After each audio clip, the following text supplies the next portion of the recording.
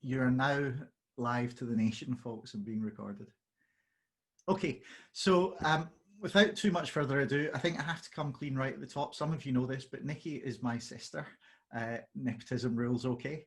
But actually, that's sort of accidental to this session, because what's happened through my work and through Nicky's work quite separately is we found ourselves gravitating towards very similar ways of thinking about kind of what would improve the world. And to put a word on it, I guess it's empathy, but Nicky's going to talk much more about that. And I asked Nicky to do this because I'm really interested in her work and what she's saying, but also because I think it's proof positive that an idea's time has come when you find yourself agreeing with your family. I mean, if that isn't proof that this is the right stuff, what is, right? Without further ado, Nicky, I'm going to go on mute and just invite you to spend as long as you would like to just sharing a bit of your story and the things you want to throw into the mix to get started. Okay, thanks, Andy. Really great to be here, and thank you for coming along. It's lovely to see you all. As Andy says, I'm his sister, but that's not why I'm here. I'm here because over many wines at various Christmases, Andy and I have chatted about life and such things, and we, over the years, have gradually realised that we were coming together on our views on things. And he works in the world of work, and I've worked in the world of childcare and children, and we realised we were kind of running along a parallel theme, and that's what I want to sort of share with you today. So I am trained as a primary teacher. I worked in teaching for 22 years, and I would say I'm still teaching, but I'm at the university now, and I'm still a practitioner at heart. So I'm at the university because I want to make a difference for students, because those students are going to go out and work with those children and those families that I'm passionate about. So for me, the end of the line is always the child, and caring about what their lives are going to be like. And those children are going to move through an education system and through society and end up in the workplaces that maybe some of you think about a lot, the places that you work. And what I've been trying to do in my work is look at how can we support young children to manage their emotions in a challenging world, and hope that they can carry that with them through their lives and on into their family lives and their workplaces. And that's why Andrew asked me to speak here, because it is relevant for all of us that live in society. So just for the first couple of minutes, I want to explain how I got onto this journey. So I worked in a nursery, and we had 80 children between the ages of 3 and 4, 5 members of staff, busy job, noisy job, tears, happiness, lots of fun. And we had to find a way to help that environment to be calm and safe for children. And we initially, when I started in that particular nursery 20 years ago, we initially sort of followed the behaviourist management approach, which was that sanction and reward, very traditional approach that is still quite apparent in a lot of schools. So we thought we were promoting positive behaviour. We had golden rules boards and sticker charts and stamper charts, and treats and rewards. But we did have consequences on the other hand. We felt that we required that. If you're going to have reward, you need the consequence to go with it. And the consequence we used was time out, or what you would call thinking time, where we would ask a child, if a child was upset, we would say to them, let's go and take some time away from everybody to calm down. Which on one hand can seem like that's quite, a sensible approach to help a child manage their emotions, but that's not really what we were focusing on at that time. It really was about it being a consequence. If you misbehave, you're not going to get to be in with your friends for the next few minutes. And I hold my hands up and say that's absolutely the approach that we took. And we had a visit from the Rights Respecting Schools team, who said to us, that is not respecting children's voice. and you need to have a think about what you're doing. And they sent us an article called Timeouts Are Hurting Your Child. And we read the article, and it snowballed us onto this journey, which I have now taken into my another job and taken to PhD level. So I just want to show you, Andrew, can I share my screen? Can you set that up for me? Yes, should be able to do it. Hang on, there you go. Should be able to do that now. Lovely, thank you. Okay, can you see that? So it's a slightly complicated diagram that shows the cycles that myself and my colleagues went through. And I wanted to show you this to let you see that this was not a leadership approach for somebody led from the top. I didn't go into nursery one day and say, we're going to do things differently. What happened was, up here, the article, the Time Out article came to us and we realised we have a problem. The way that we're working, we're being told is not right for children. And we actually don't know what to do with that information. If we have to do something different, we don't know what that looks like. So it wasn't really a journey that we particularly were looking to start on. It was kind of forced upon us, but very quickly as we started to do our research and started to look at what was out there in theory, we realised that we were out of touch with what was coming through in terms of looking after children. So we went through this cycle one of realising, okay, that we do have a problem, and our problem is that we use time out and we're being told it is not good for children, and what are we going to do instead? So that was that first cycle, was even just acknowledging as a team that we were wanting to do something different. And that took months. That took months as a team of just debating that and throwing the idea around and bouncing it back and forwards. That led us into the sort of second cycle of research, where we decided to look for some training, and we trained in the Solihull approach, which is a emotions or neurodevelopmental approach that you can use in working with children and families. And we loved that. That was great. And it took us into this new understanding of how children's brains work and why time out wasn't a great way forward and why we needed to look at something different. So we stopped doing time out and we introduced a take a break space where children could just choose to go themselves if they wanted to. And that felt really good. We felt like we were on a good point in that well, I don't think we realised we were on a journey at that point. We felt we were in a good place. We'd stopped what we were told to stop doing and we'd put something new in, and we'd a rough idea of why we were doing it because we'd had a wee bit of training.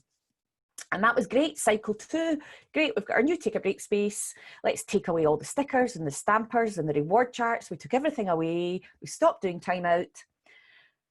And then we realised that it wasn't enough. Something was still missing. What were we to do when a child was really distressed and didn't want to go to the take a break space? What were we meant to do with children who were really settled and happy? Were we meant to draw attention to that because we were no longer providing stickers and stampers? And so we found ourselves in this kind of echo chamber of seeing behaviours and not knowing what to do with them. And so we carried on reading, carried on looking into it, and we hit upon the idea that maybe we should focus more on the regulating of children's emotions rather than actually looking at the behaviours. So we went a little bit deeper and we started to read up on, well, why does the child behave that way? What emotions underpinning that? And once we started on that, it opened up this whole new world to us around emotional literacy. And it brought in lots of neuroscience work to do with the fight, flight, freeze response, and actually starting to recognise that the behaviour was a result of an emotion, and the emotion was often the result of an unmet need. And once we started to see that, we could actually then come in at a completely different point in that child's story and support them before we even got to the behaviour. So we started to focus on emotion regulation and a technique called emotion coaching, which is the work of John Gottman, and Gottman introduced it as a parenting technique that you can use to step in when a child is distressed. And you name the emotion the child's feeling, and you label it, and you empathize, and then together with the child, you can sort of agree a strategy that might help the child.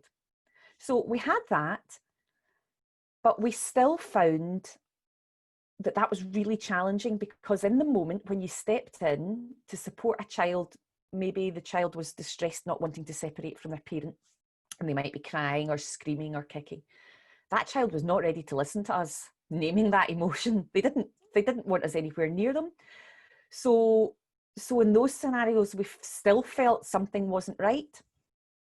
This takes us to cycle 4, where we started to really think about how to support children's emotions when children are really feeling challenged. And we started to look into some nurture work. And that's when I started to study this for my dissertation, my master's dissertation. And where we got to was we realised that we had to put the work in before we saw the behaviour. So we actually had to start emotion coaching as just part of teaching and as part of children's journeys through life. So we used books, we used puppets, we used role play, we modelled it, and just throughout our interactions, we talked about emotions, we talked about how people were feeling, we talked about how you might act in that situation. And so we actually came in at the level where we were actually building children's understanding of what emotion is. And where that got us to was that we started to see a decrease in the dysregulated behaviours, because the children never got to that point, because they understood the emotion they were feeling, and we had done some work on that, and we had worked together on what strategies might work for them to regulate themselves. So rather than just responding in the moment to a behaviour and trying to be empathic, which we did do on occasion, where the work really went in was before we even got to that point. We worked with children when they were calm. We talked about how they felt when they were angry, or the sort of things that made them sad and what would make them feel better. And we put all of that into place before the child was unregulated or dysregulated, which meant that in those moments, if they did have an emotion that was a challenge for them, we could say to them, do you remember we've talked about this? Do you remember what works for you? And actually we could coach them through those feelings much easier from that place. So that's the cycle we went through. And I just wanted to share that with you to let you see that it didn't come from the top. This was bottom up. This was a team of people who said, okay, we've been told we need to do something different and we don't really know what that needs to be. And we had to work through it together, and we didn't come to it with the answer. We tried lots of things. We found bits that worked and bits that didn't work. And it was a whole team approach to finding a way through this. And what we found, if I can just show you this. So this is at the nursery level. What we found, if we look at the adult regulating the child's emotions, so that's what we did. We worked at that level where we helped to regulate the child's emotions. What we then found was that the more we did that, we got to the point the child was starting to co-regulate. So children could come to us and say, Mrs. Shaw, I'm feeling quite angry that somebody's knocked my tower down. And I would be able to get down to their level and say, okay, well done for coming to me. Well done for knowing that you're angry. What sort of things help you when you feel angry? So I could help to co-regulate the child. Then where we got to was children didn't need to come to the adults. So one wee boy in particular, who you would actually see him, and his thing was if people knocked his building blocks down, it used to drive him crazy, but you would see him just kind of take a deep breath, manage his body, breathe deeply, sometimes go away and get a drink of water and come back and say to the child that had knocked his tower down, I feel a bit angry with you. But he didn't say it in an angry way because he worked through the emotion and he knew it was okay to be angry, but it was how he dealt with that that was the important thing. And because we did this with all children, what we found was children started to regulate each other. So if a child said to somebody, I'm feeling quite angry with you, that you knocked my tower down, you would hear the wee voice pipe up, the wee 3 or 4-year-old saying, do you want me to get you a drink of water? Because they'd worked out that there are strategies that you can use to help somebody regulate whatever that emotion is. So it was a whole team approach. Children were regulating each other. Children were regulating the staff. So they were able, if they saw a member of staff looking sad, they would come up and say, do you need a hug? Would you like to have a cuddle and they'd take a break space? Would you like me to get you a book to read? Because we taught them all these possible strategies and they knew how to offer them to people. So where I've got, so that was my master's thesis. Where I've got to now is I'm now looking at the adults. So I've worked out that we can do this with really young children. We can help to develop that emotional literacy in the brain and these pathways in the brain that help them default to this empathic practice. And what I realized is, well, then the adults that are going to teach them that need to be able to do this. And so that's what I'm working on for my PhD. I'm looking at how to support adults to regulate their own emotions in high stress situations. And in my case, I'm looking at nurseries, so busy, noisy nurseries with parents coming in and children coming in and all the distress and joy that goes on in a nursery.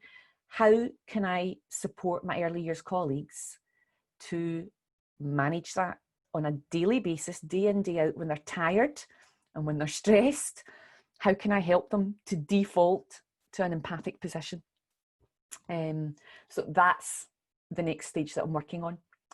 And where I've got to is I'm looking at how people develop their emotional constructs, which I realise is what I was doing with the children in the nursery. I was helping them to construct their understanding of emotion so that they then respond to the way that their brain thinks about emotion.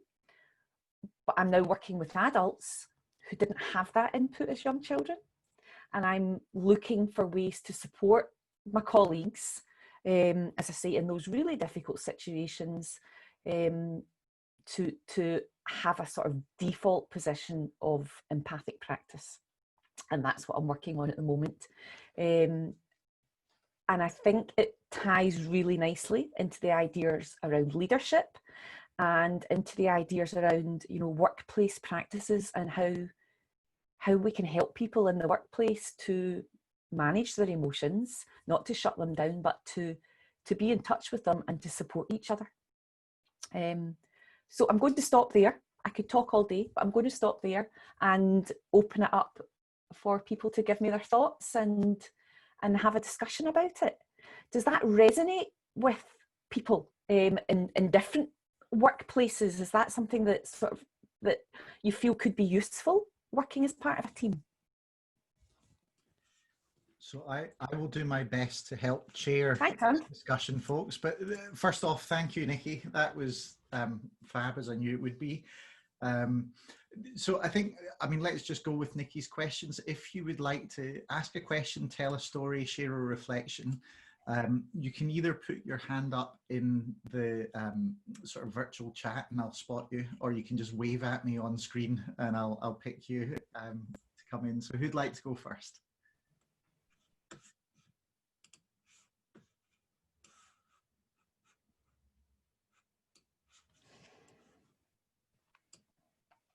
There we go, Saskia. I knew I could count on you, Saskia. Go on. Hi, Saskia. Good to see you. Hello. Good to see you too. I just lost the screen. Sorry. It's such amazing work, Nicky. It's fabulous, and you know I work in healthcare and hospice and things, but it just feels. I'm so glad that you're doing this work, and I wondered kind of how you're finding with colleagues about. Is this the ideas that you're talking about something that kind of people can almost immediately relate to? Does it go, you know, that when you're working with teachers or teachers in training, are they people who, is there a kind of a feeling that people just get it or is it a distance to the ideas that you're talking about? I suppose what you're thinking is, are people open to it? And then, yeah. and then can they pick that up? And I work with early years practitioners, and I would say they already have a tendency to be that way. It's a caring profession. And so they're a passionate group of people early years practitioners, and they know that they're there for the children and the families, and that's never something that you have to sort of dig into. That's the passion that we all carry in early years.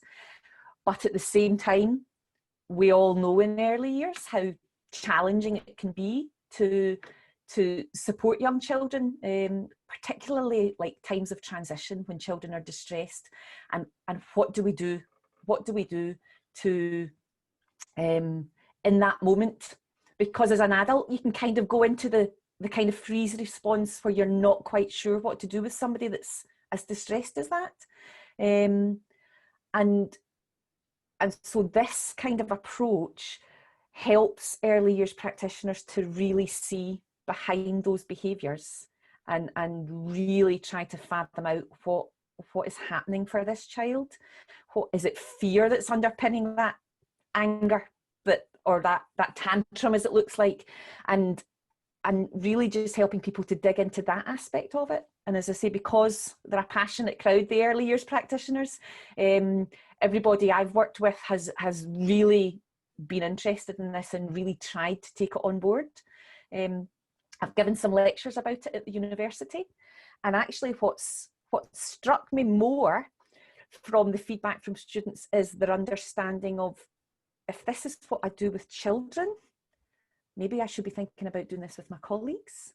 And actually that's where people find the bigger challenge, is to be able to default to an empathic understanding of a colleague that's driving them crazy. So that's what I find. People are interested, they're fascinated by it, they know that it kind of makes sense to them, it helps people to understand themselves better, and I've seen in practice people really want to take that forward. But again, in those moments when you're tired or stressed, or you've come in from something that's happened at home, that can be really challenging to be able to regulate yourself, particularly if it's not the way you were brought up. And that's why I bring it back to emotional constructs. If you've had a construct around anger for 40 years of your life, and somebody comes in and says, okay, let's have a look at children's anger, let's have a look at colleagues' anger, how could we look at it differently?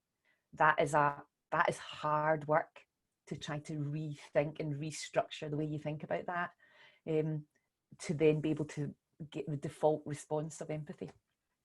So it's challenging. Yeah, that's really interesting. And yeah, and I'm relating it to kind of people I see who might be angry towards the end of their life, but actually really they're just terrified or or it's often something different from the anger, really. I'm wondering if as well, if it's going to become mainstream, are you thinking about kind of changes in policy and structures that help to make it mainstream, or are you thinking more of a kind of social movement for change to make empathy more? To be honest, in Scotland, we're underway with that. I'm delighted to say. I can see I've got an early years colleague here with me today, and I can see she's nodding away. So we had a new document come out in February that talks about warm, empathic interactions with young children. And I saw that term in the document, and I thought, we can't just say to people, go and be empathic. That isn't how this works. People need to understand what that means, and they need to understand themselves and their own responses. So I'm kind of on the back of that bit of policy trying to build this, but then that policy came from the movement that is coming through in Scotland about this focus on relationships and sort of on society and being together. So I think the two things are going hand in hand, the policy and this movement, and we're bringing it into teacher training, and it's coming into early years training, and it's coming into the language within Scotland, I would say, from Scottish Government level. So it's really exciting. Thanks, Nick. Thanks, Saskia. I can see that Kat would like to ask a question. Hi, can you hear me? Yes. Yeah, okay. Hiya, A1 fan here. That was brilliant, thank you. Always a joy. I'm going to go to the other end, literally, of the spectrum, and I don't know whether this is maybe even something for Andy. Obviously your experience and knowledge is vast with those early years. You've recognised the need in adults for coaching and emotional support and coaching. As a business owner, leader, how or where can I get support to implement that in the workplace, notwithstanding the challenges that we have working remotely, etc., etc. You know, is it out there? Is there coaching, training, courses, resources out there for adults on how to implement what you're doing with kids, but with adults? Do you want me to take this one, Andy, just now? Yeah, go on. I'll share thoughts afterwards, but go on. Okay. So firstly, I would kind of veer away from the word implement, because I don't think it's a lift and lay scenario here. It's really about understanding how people work and how you work. So when I talk to students about it, I say this is a journey of self-discovery. This is about you and your understanding of emotion and your understanding of people. And if your reactions change to a colleague that's distressed or sad or angry, or even to their happiness, just acknowledging that, if your reactions start to change, you start to see other people react differently to you, because they then respond to what they get from you. So on one hand, yes, we used an emotion coaching technique with children, but very quickly we realised it had to be done in quite a personal way, and it was tweaked and adapted by each member of staff around their understanding, and it was tweaked and adapted for every child that we interacted with. So it's a very much a sort of relational approach that I couldn't just give you a booklet on and say, there, go and do that. But I could certainly point you to the kind of background theories that we read that helped us to develop this. And I could point you to a variety of sort of techniques and strategies that you would need to work out for yourself as an individual, which ones work for you. So it's, as I say, it's a very personal approach, and it is about changing your responses, which is how I realised this is not actually about the children. This is about myself and my colleagues having to change our interactions. And then from that, the children develop these emotional constructs.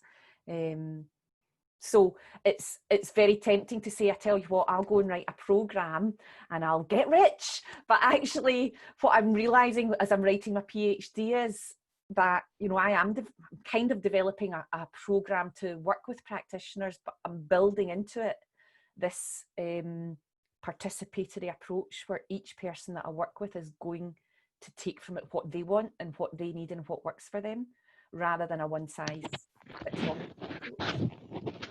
Andy, can I come to you? Yeah, awesome. So I think I'd just echo all of that, and I can signpost to a couple of places that I think, in the spirit of resources rather than solutions, if you like, are out there. So, there, if you even just Google the words social pedagogy or relational pedagogy, you'll find stuff in this sort of arena. There's an organisation called Thempra that runs some online sessions on this, and actually over on the Next Stage Radicals website, so nextstageradicals.net, there's some online courses being advertised there that those people are putting on. So they're good ways to, I think, start exploring the issues. But I think I'd emphasise Nicky's point that you can't implement this stuff. You can't really be trained in it as such. I think what you can do is you can increase your awareness and understanding, and then I think the best thing you can do is make it a team sport, just as Nicky described in her story. You know, how do you find peer support and people that are going to help you do this and do it with you, so that it becomes a process of learning. So in that regard, the other place you might want to look is myself and quite a few others are involved in something called human learning systems. And we've got a website, humanlearning.systems. and on there's lots of examples of people trying to do this in different forms of public service. So, you know, healthcare, social care, housing, etc. It's not all singularly about the stuff that Nicky's talked about, but it is from the same sort of stable of ideas and philosophy. So I think that's worth a look to. Hope that helps. Yeah, absolutely. Brilliant. Thank you. Great. Thanks, Kat.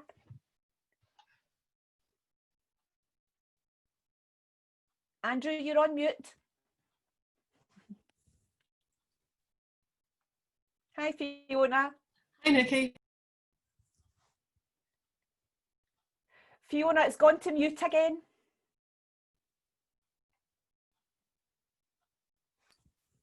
Hello, can you hear me now? Oh, you're back now. You're back now. There we are. Hi, Fiona.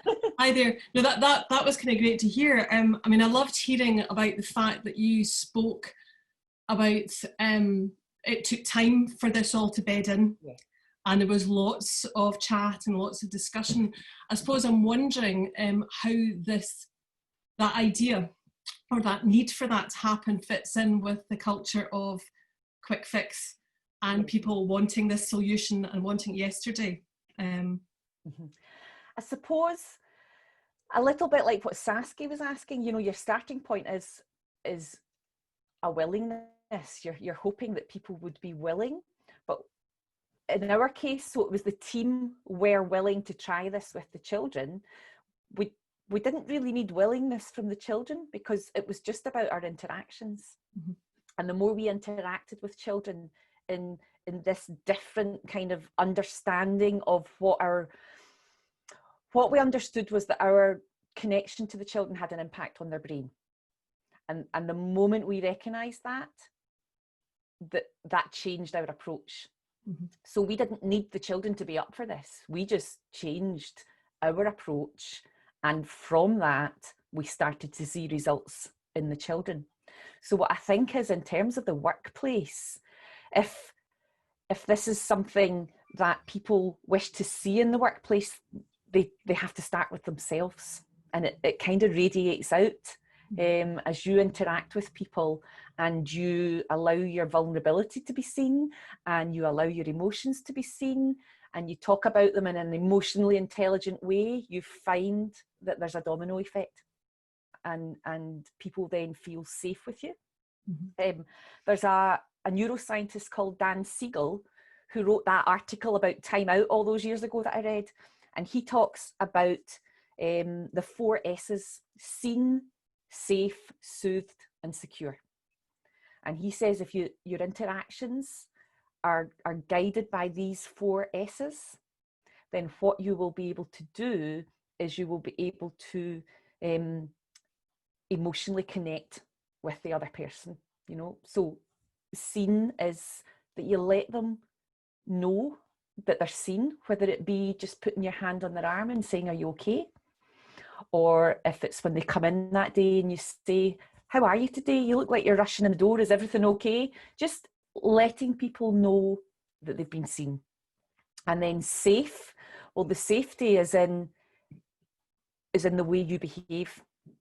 You know, if people know you're a safe person, you're somebody they can trust, you're somebody who's calm, you're somebody who they can talk to, and you're there for them, then people feel safe. And when people feel safe, that fight, flight, freeze response dampens right down. So then you've got people who are feeling soothed and secure. And when you get that, then people function at their best. So that's why I think this is so relevant for the workplace, because for people to be at their best in the workplace, they need to feel seen, safe, soothed and secure. And we do that through these warm empathic interactions. And then you're firing on all cylinders. And I mentioned that in the podcast I did with Andy. You know, we actively took time to sit together and have cups of coffee in the morning. You know, even though the parents were at the door knocking to get in the nursery, if somebody was distressed in the staff team, then we'll let them know they were seen and heard, and they would get their cup of tea and we would look after them so that when they then went out onto the floor of the playroom, they were ready to go. and then they were able to enjoy their day and have a good day. So say it's not ignoring the emotions, it's actually dealing with them. And you're right, Fiona, it's not a quick fix, but on the other hand, it is incredible how people respond if you start to act that way. Almost immediately, you know, if you're calm and soothing and responsive to somebody, it's just incredible that you can see. I see it with colleagues at the university who, you know, not naming any names, but people who can be, you know, in academia and quite, you know, brusque and strong. And if you come in with a very calm demeanour, you can see them change in front of your eyes. And then colleagues say to me, how are you managing to have some kind of relationship with them? And I'm like, because I just listen. I just listen to them. I'm not in an ego battle with them. I just let them know I've seen them and I've heard them, and I'm a safe person if they want to talk. So yes, world changing might be a long time, but just in those individual interactions, it can kind of happen there and then. Thank you very much. Thanks, Fiona. Thanks, Fiona. Just a quick aside, and then I'll come to you, Belly. But one of the interesting things about the world of work that I find myself in most of the time is, you're absolutely right, there's the quick fix mentality, the sort of deliverology, do it yesterday stuff. But the number of times I've seen examples of where we've literally just put our foot in the ball for a day and said, let's listen to each other. And by the time the next day comes around, a whole load of problems that we've not solved forever have started to be solved. There was a great example of that with a group of midwives that I worked with, where their problem was they could never get the rota to work in a way that allowed them to provide continuity of care without making their lives miserable as midwives. And it was just impossible. And it went on and on and on for years, with different people coming up with different rotating systems and essentially forcing them down the hierarchy onto the midwives. And over the course of about 24 hours, we just stopped and listened and said, what do you think would work? And guess what? They fixed it almost immediately. And continuity of care went through the roof and everyone had a happier life. So there's an interesting relationship, I think, between, if you like, leadership by doing versus leadership by being. You know, the kind of encouraging people to just be allows counterintuitively more stuff to get done. Totally agree. So that was an aside.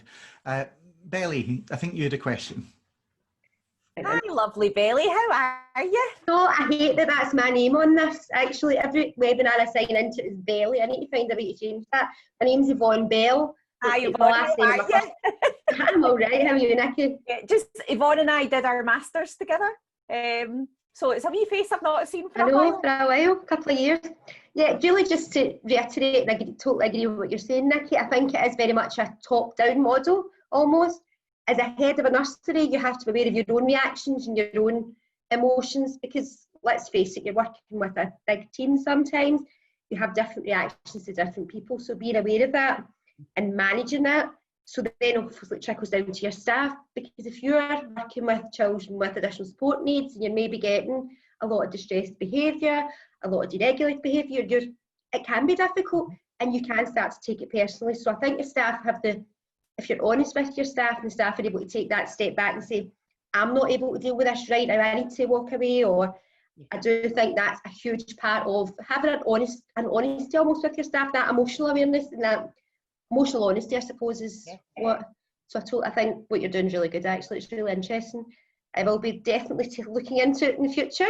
Thanks, Yvonne. Hear from you. You're right. It's that being able to be vulnerable and honest. Yeah. And just what you're saying, we did that all the time in our team of 5.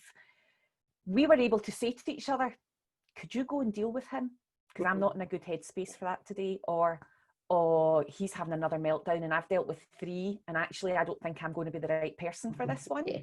You know, so it wasn't that we all had to be angelic and calm all the time. It was okay that your emotions got the better of you, but what you could do was recognise it, be honest about it and say, I'm actually just going to go to the toilet and close the door and scream for 5 minutes because he's driving me crazy. But there was permission to do that rather than what we sometimes see or have seen in the past in schools and people working, where people shout at the children. And there's no need for that, and there's no excuse for it. That's a loss of regulation. So if it's modelled by the management, you're absolutely right. If it's modelled by team leaders who say it's okay, we understand when it gets too much, and you can walk away and ask somebody to step in, that's a really healthy vulnerability, isn't it? Yeah. Thanks, Yvonne. It's so good. Thanks, Nicky. I was thinking earlier about that vulnerability, Nicky, also because I was thinking how to be empathic, you have to go there. And that example that you had around anger, and you said to empathize with anger if anger is something that you struggle with. Yeah. So I think that it's interesting that the vulnerability also is there when you want to be empathic, not just when you want to be understood. So I think that's interesting. Yes, absolutely. And I'm thinking, when we were working with really young children, there's one wee boy that I always think of, and he was so angry that his mum was leaving him at nursery. He was furious. And I could see that what mum wanted to do was say, because he was, I don't like the word tantrum. It's not a word I like to use, but that's what I'll describe as. He was having a tantrum. And mum was getting cross with him and saying to him, don't have a tantrum at me, don't shout at me. And so her anger was moving up against his anger, because but there's that thing in humans, isn't there? If somebody's angry with you, you go into defense mode, and defense mode brings your anger in. So this particular child, you would see mum bring him in the door, and she was already on edge, almost pre-angry, waiting for him to throw his tantrum so she would then blow. And what was going on was the child was terrified. He didn't feel safe.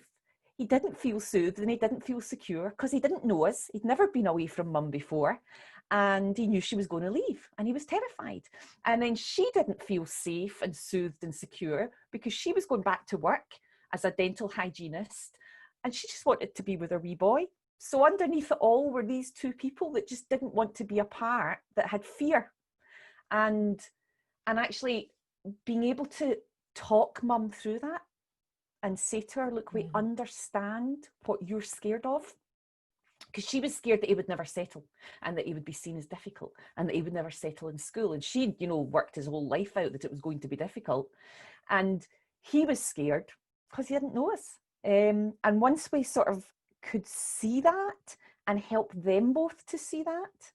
So with mum, we could have the adult conversation and say, we understand you're scared. And actually what we would do is one member of staff would meet mum at the door as the wee boy came in, and the other member of staff, well, it was me, he was in my group, I would meet the wee boy, and one colleague would regulate mum and I would regulate the child. And sometimes it was that mum went into the staff room and had a cup of tea with her favourite biscuits there for her, which again is a way of letting her know she's been seen. We know who you are, we know the biscuits you like, come in, sit down. Meanwhile, I would be in the playroom with the wee boy, and yeah, there were days that he was absolutely going wild, kicking the doors and screaming and shouting. And I would just say to him really quietly, I can see how angry you are. You're really angry that mum's got to go to work. And I know it's because you're a wee bit scared of the nursery because you don't know me, but we're going to become friends. You and me are going to be friends because we both like Power Rangers, and I'm here to keep you safe. Mummy's asked me to keep you safe. So I would use that language with them. And we were able to get to the point, he would come in the door and mum would say to me, Mrs. Shaw, could you keep him safe for me today? And I would say, I would love to keep him safe for you. Come on, I'll keep you safe. So we used the language related to what we knew he was scared of, and that helped him to settle and helped mum to settle, without staff feeling under any kind of pressure because there was an angry child. There was no anger in my body anywhere about it because I understood what was actually underneath it all. Yeah, you need a psychology degree, I think.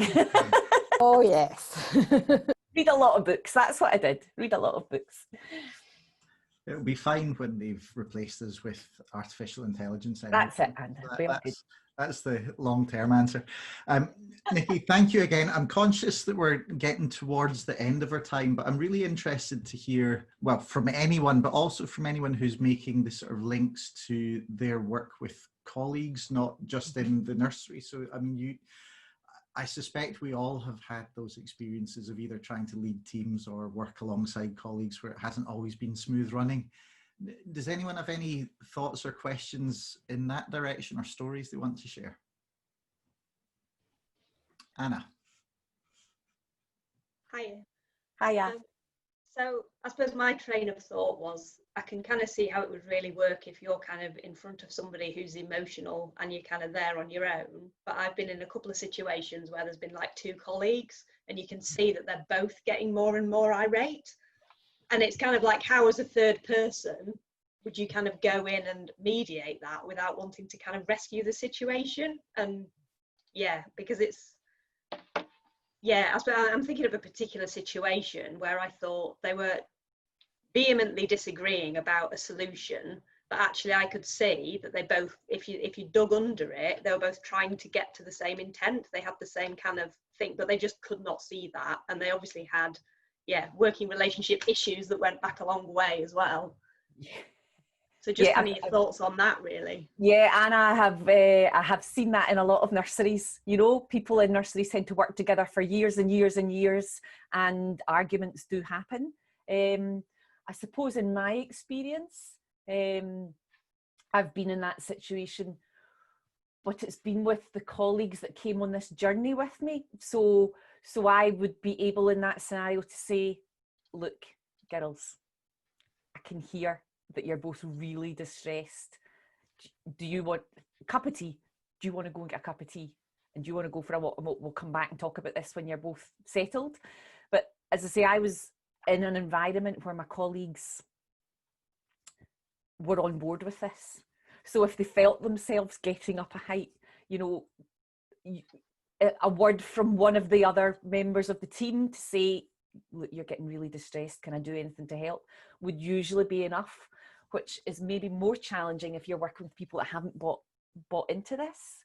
I'm thinking at the university, I've been in a few scenarios where there's been a bit of tussle going on, and I haven't stepped in the moment because I've known that I'm with people that are not hugely recognizing the emotions that are going on, and sometimes stepping in can make it worse. But maybe afterwards I would maybe wait for a quiet moment and check in, do an emotional check-in and say, are you all right? You seem really distressed there.